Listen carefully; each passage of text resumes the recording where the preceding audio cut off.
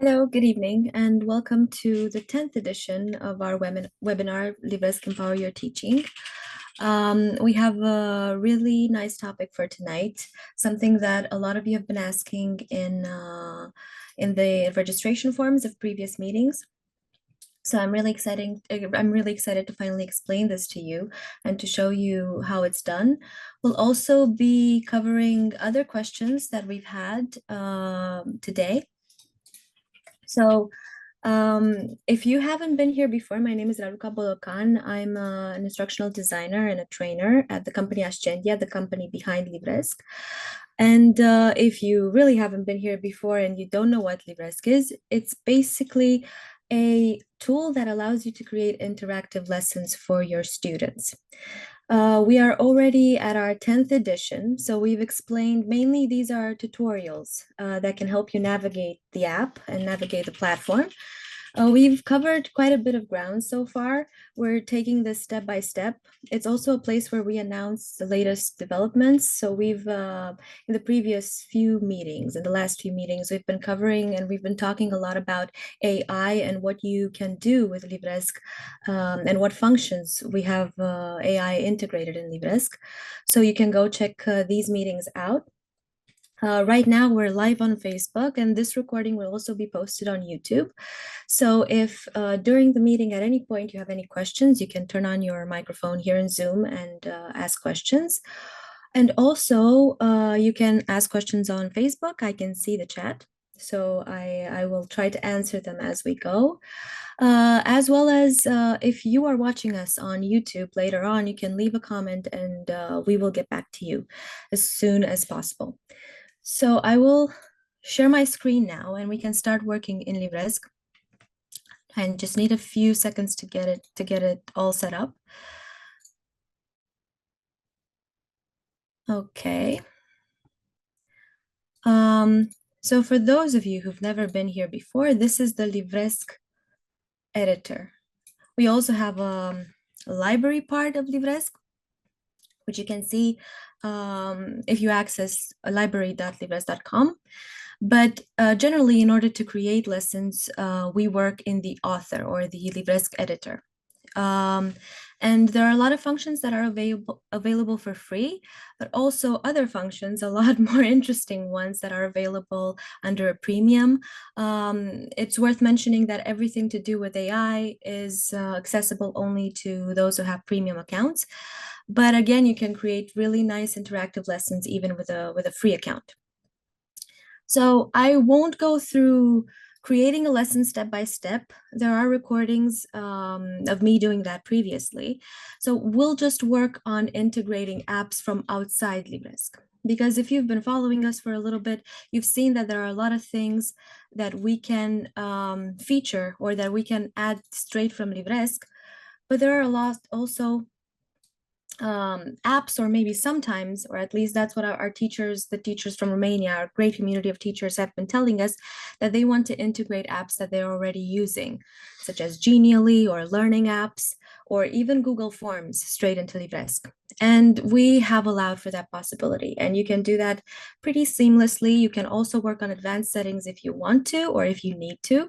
So we're going to see some use cases tonight. I'm going to show you basically how it works, and how you can edit maybe different settings. So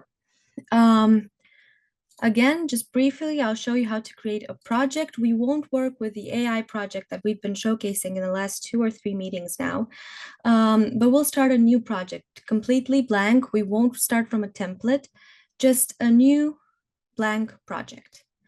So this already creates a section, a default section for me.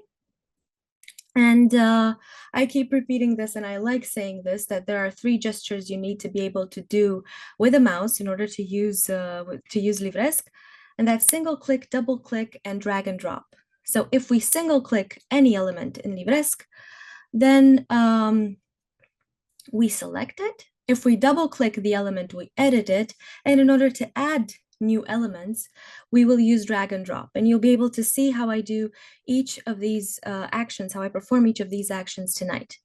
So right now I've created a random project. It's project number 37. That's the random name that the platform has assigned for this project. That means I've created 37 projects from scratch, mainly just tests, so it's not that spectacular. LIVRESQ has already created a section for me. If I single click it, I've selected this section and I have a few options. I can duplicate it, I can delete it, I can preview it if I want. And if I double click it, then I can edit the section. And again, this is a completely empty project. It's a blank canvas that we can work on. If you want, you have the option in LIVRESQ to create a project using an artificial intelligence, and you can feed the platform with a few details, such as the title and maybe the content, a little bit of what you want the lesson to contain, and then it will provide you with a draft of a lesson that you can edit very easily. But for the purpose of looking at this tonight, we'll just use a completely empty project. So this is what it looks like. My empty section, I already have a row inside with a text that says to begin, drag an element from the left. So we've used single click and double click. Now, in order to add something, the platform already instructs you to drag something from the left, and we can add elements of structure and elements of content. And again, if you look at previous episodes of the webinar, you will see what each of those elements mean. For instance, what a row means, what the cells inside the row means, and actually what they mean, and inside each cell is where we have the resources.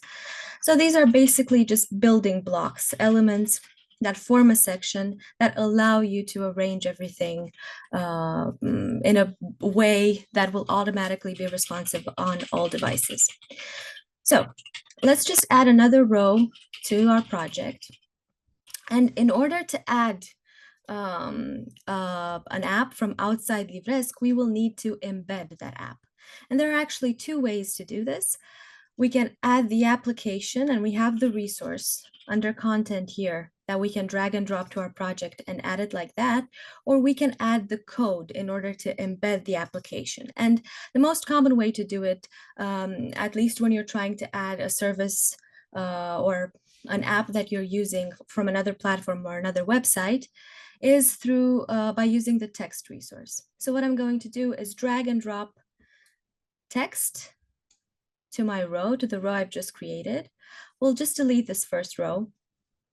I've selected it using single click, and I have the button to delete it here so that we can only see what we're working on specifically. So right now I have a text box here, and I can do all sorts of things to this text box. I can add images, formulas, because we have a really good formula editor that works with LaTeX as well. And you can also edit formulas in any way that you please. You can add variables, you can change the text however you want, you can copy and paste text from whatever source you want. But what we're going to work on in order to embed an app is the source. So LIVRESQ actually allows you to go inside the source of this text app and write HTML code or write CSS code that you will just add. You don't need to know code, however, to use this function. You just need to find out the code, the iframe code of the app you're trying to introduce. So for instance, if we go in Genially, and this is one of the examples that I'm going to give tonight, I've just created some random resources here, some random projects. They're empty, using their templates. But here I have the option to share. And I can do this in multiple ways. I didn't want to move it. I have the option to share, and then under insert, I will see an iframe code. That's what I'm looking for. That's what I'm looking to copy paste inside my lesson. So I can just copy this. I'll click copy. Now I have it in my clipboard. So if I delete everything inside my text resource under the source, I can just paste it here, click OK, and then the Genially app, the little presentation that I copied, is integrated in my lesson. I can't interact with it in building mode. So right now I'm in edit mode for my section. If you want to see what the final lesson looks like, we can enter view mode. And that's where I'll be able to interact with the content that I've just added. Press the buttons. Again, this is an empty project. I press random buttons, or yeah, I even get a pop-up if I have the wrong answer, correct answer, so on and so forth. So I can interact. It's fully interactive. It's exactly like I've created it in Genially, or actually using their template. So the only thing that I did was add a text resource, and I'm going to redo this very quickly. I added a text resource. I double-clicked it to edit it, because that's how you edit everything in LIVRESQ. You double-click.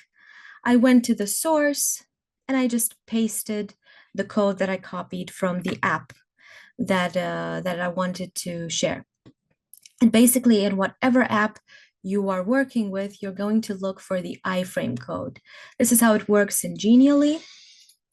It's worth mentioning, though, that some apps don't allow this. So it's a lot about the app you're using. For instance, and we had a question about this in the registration form. For instance, in Kahoot, you need to have a premium account in order to be able to embed their content. So it won't work unless you have a premium account. If you do have a premium account, then you have access to the iframe code, and you will be able to paste it in the source, and then the app is integrated. I'll just do this very quickly. Obviously, we have it twice here. So I'm going to change the code, and let's see if it works with a word wall. Again, I created a very easy, very quick word wall. What you want to do in apps like this is look for a share button, because that's where you usually find the embed code. So I found the share button, not here, hold on. Embed, sorry. So here it's separate to share. Anything to do with share or embed. I've just proved myself wrong. But basically everybody has it. So right in Genially, we had the share symbol and we had the insert iframe. In WordWall, we have a separate menu for embed. And here we can copy the HTML or the iframe. We can even select themes in WordWall that will be integrated in the little app.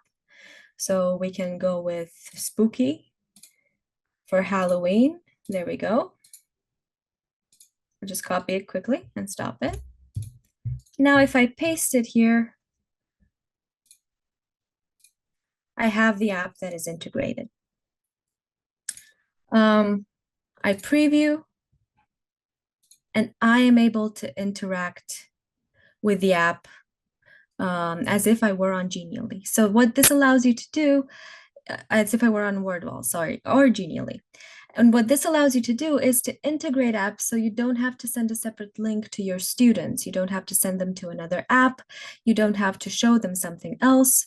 So here they can just interact, play games, or whatever else you normally use, because I know that a lot of teachers have apps that they prefer and have different ways of interacting or using interactive content that they've already found. So now you can have a final lesson where you integrate everything and you can feed it straight to your students without having to send a million links, without having to try to integrate everything in different ways. So these are two examples: Genially, WordWall.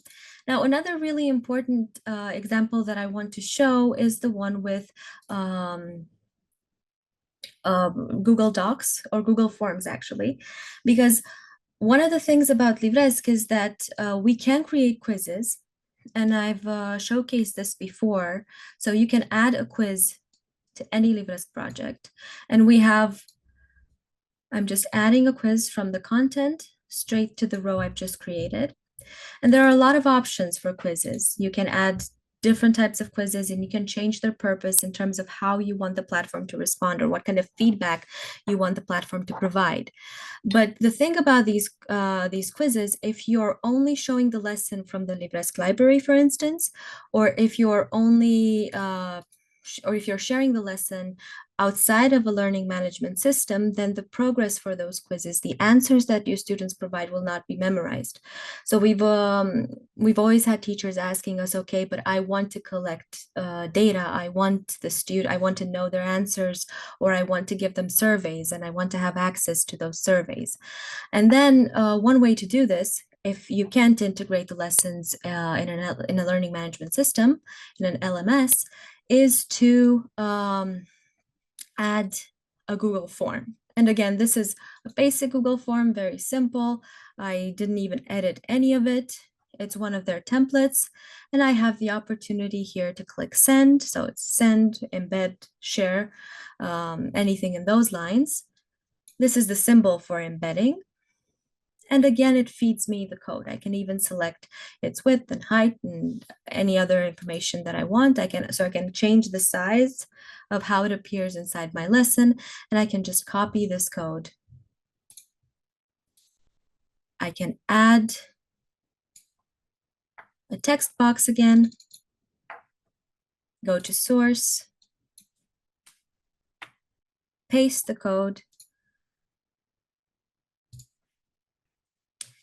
and the form, exactly as it was, exactly as I've created, is embedded here. It doesn't show yet, but here it just loaded.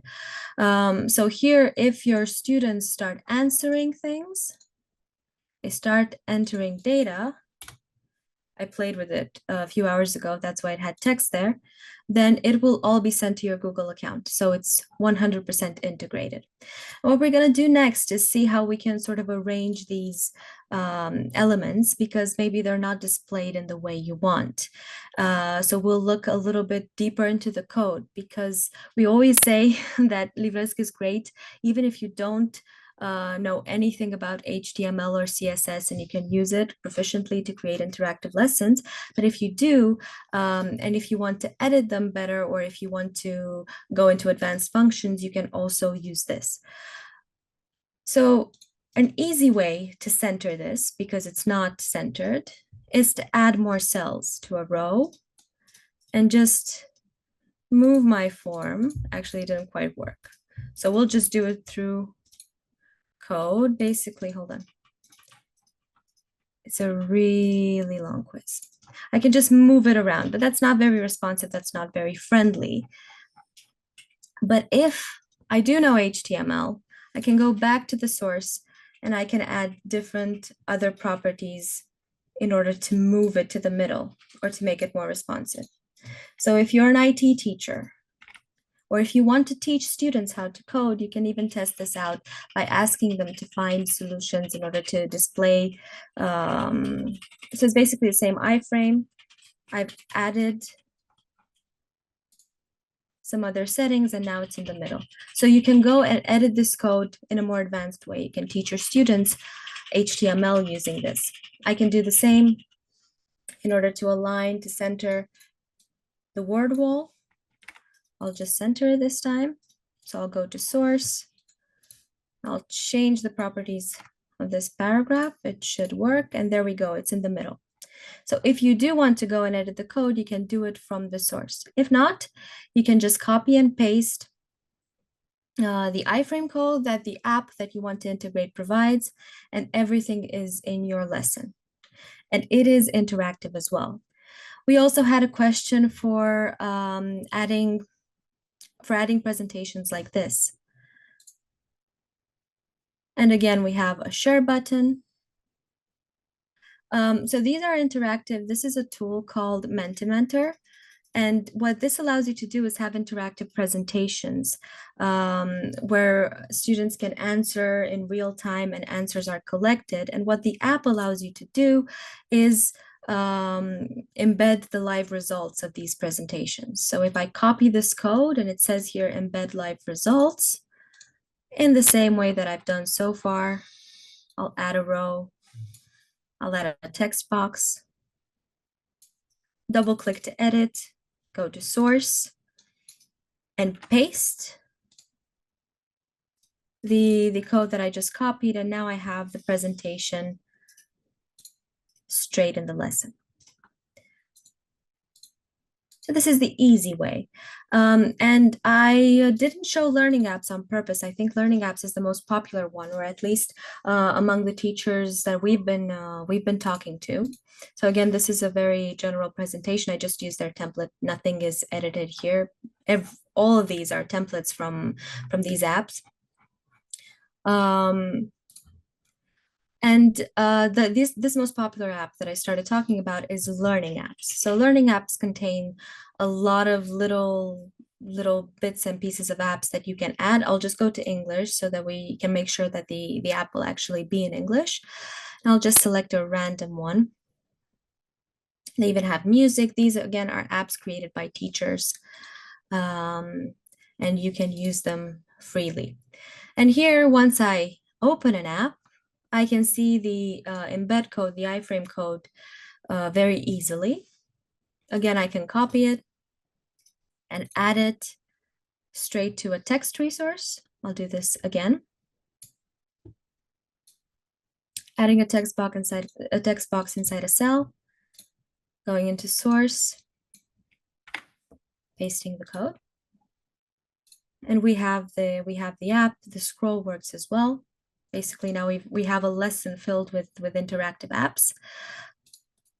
So this is one of the learning apps. But what we can do, because I did mention at the beginning that there are two ways that we can add apps straight to LIVRESQ, is adding this resource called application. So I'll add a row to the very top of my project so we can see this clearly. And then I can just drag and drop in the same way that I did for text, and in the same way I can do to add any of these resources. I'll drag and drop the application to the cell I want. I even have a bar here. We're going to hide it. Or let's just give it a title. Embedded.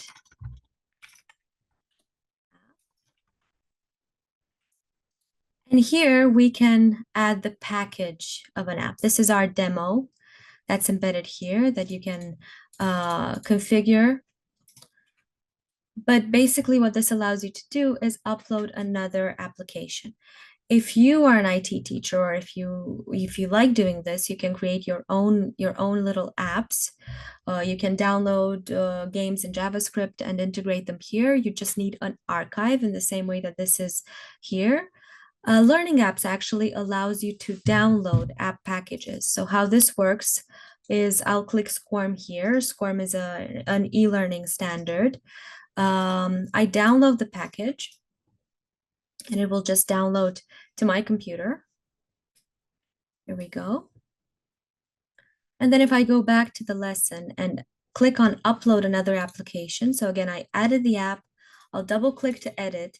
And this time, as opposed to the text resource, where I have the menu in this edit mode, it will take me to editing this black box, basically. So we are inside my project, the project that we've created from scratch, inside the section number 1, the section that LIVRESQ created. And we are editing the black box. If I wanted to go back and see what it looks like, I can just click the section, double click to edit. And we can just upload the archive that we've just downloaded, which is essentially the app.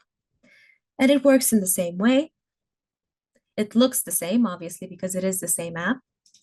I'll go back to the section, and it's this one, but added differently. So here I've embedded it separately. I have it like this. If I go into view mode, again, I can interact with it. So I can add apps or external apps actually using code, using the iframe code or the embed code that the app provides, or I can download a package and re-upload it to LIVRESQ. And now, please let me know if there are any questions on Facebook or on Zoom. And again, if you're watching us on YouTube later on, then you can write your questions in the comments, and we'll get back to you.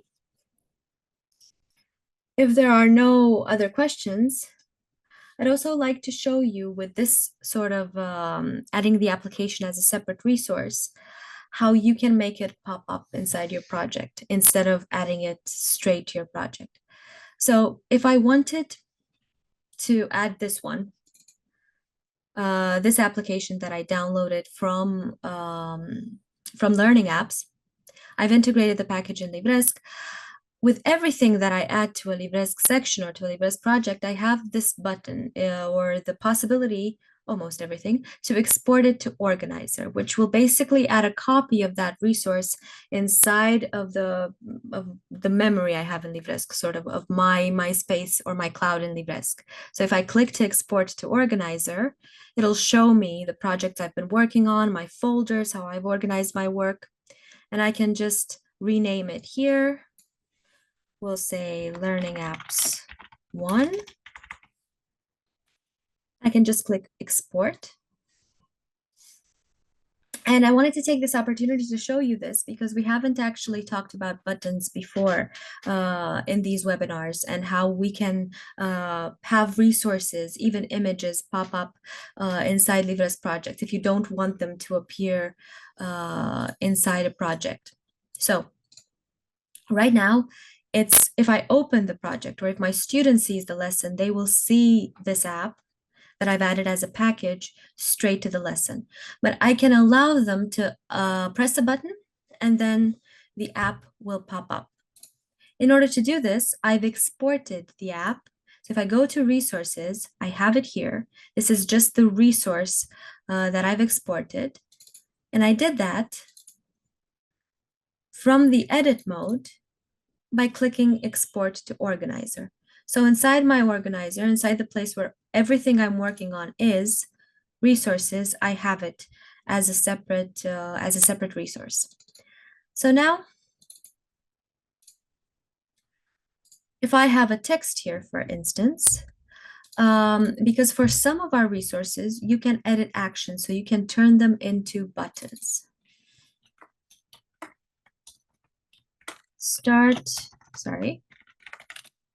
Learning apps. Here we go. I'll place it in the middle. And once I select it by using a single click, then I can assign it an action. And assigning it an action allows me to create either a button with a link to another web page from outside LIVRESQ. I can follow a bookmark, which means linking to another part of LIVRESQ, and we will have a webinar dedicated to making our table of contents and what bookmarks mean and how we can use bookmarks. But I can also launch a resource. So if I click launch a resource, then I have these options that show up below. I can choose, obviously, go to my resources. And here I can find the Learning Apps app that I've added. I can select it using a single click and then click Insert on the right-hand side below. So right now, I'm going to wait. Right now, it took a bit for it to integrate it. The icon for the button to show that this is a button popped up. I can hide it if I don't want it there, but we'll just leave it there. I can change the location of this button, but basically what this does now, if I delete my app, the row that contains my app, if I go into view mode, if I click here, then the app pops up and my students can interact with it separately from the lesson. But again, you can integrate them like this, or you can have them pop up through the button. And you can do this not just with apps, you can export any element. So I'll just quickly show this before I let you go. If I wanted to add an image, for instance, and export it to Organizer, we'll just change it quickly to a random stock image. We'll add this as a book, use it at a medium size. And I'm going to export it to Organizer. We'll leave the name image 1. I've exported it into resources. And we've worked a little bit with the Organizer and exporting resources when we talked about adding quizzes to videos. And again, you can find a recording of that tutorial, of that webinar on Facebook and on YouTube. So basically, I've exported this image. I don't need it anymore. I'll remove it from here. I'll add a text again. I'll say image, move it to the middle. And again, if I select the text resource using a single click, here on the right-hand side, I can find the properties for that resource, and I can assign an action to this text. If I click launch resource, I'll click choose then. All these options pop up, I'll click choose. I can go to my own resources, and here I find everything that I've saved. I'll click on image, insert, and then I have basically a button now. Once it's loaded, I have a button that allows me to have that image pop up inside my course. This was the app that I added earlier, and this is the image that I've added. And you can, of course, do this in multiple ways and interact with these apps in multiple ways. There are a few disclaimers in terms of the percentage of the course that will show as complete. So sort of if you are using a learning management system, how much of the lesson will show as complete, and how these apps interact with our table of contents and with our bookmarks. But we'll get more into that when we actually talk about bookmarks and table of contents. So these are just the purpose of today was sort of just to show you how to integrate different things that you're already using. And again, you can add them into code if you add a text resource and then edit the source. You can add them as separate apps, or you can have any sort of resource pop up by using a button. Again, please let me know if there are any questions either on Facebook or on Zoom.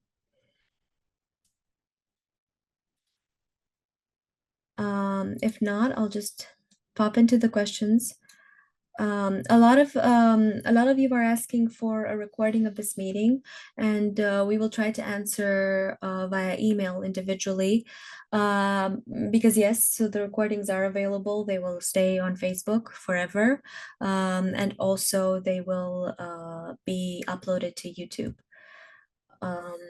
So we have recordings because we're really happy to see that people from across the world are writing to us. It's very difficult to find a time when everybody is available for the live meeting. Maybe we'll try some different alternatives once we get, I mean, if we get requests for another time. So yes, the other question was installing Genially, Kahoot, and Mentimeter resources. So it's not really installing, it's rather creating them in their platforms and then embedding them in LIVRESQ. Okay, and how can I engage my students during classes? This is a more general question and a little bit harder to answer. It's not just technical, because basically we've provided a lot of technical ways in order to engage students. Interactive resources in our experience with teachers and with education, mainly in Romania, but also all over the world, have proved to us that if you do use apps and if you do use interactive content, students tend to be more engaged. But of course, the real answer is multi-layered, and it depends a lot on how you communicate with the students and how you present these apps and how these apps are integrated inside lessons. And perhaps in the future, we will have debates like this in which different teachers will tell us what they do and how students respond to different digital content or different types of digital content and interactive resources, or maybe even a webinar about gamification and what that means and how it works, basically. Okay, so if there are no questions on Zoom or on Facebook, it was lovely to be here tonight. And stay tuned. We will be here again in 2 weeks' time at 6 p.m. Central European time. And we'll cover another exciting topic for you. Thank you so much.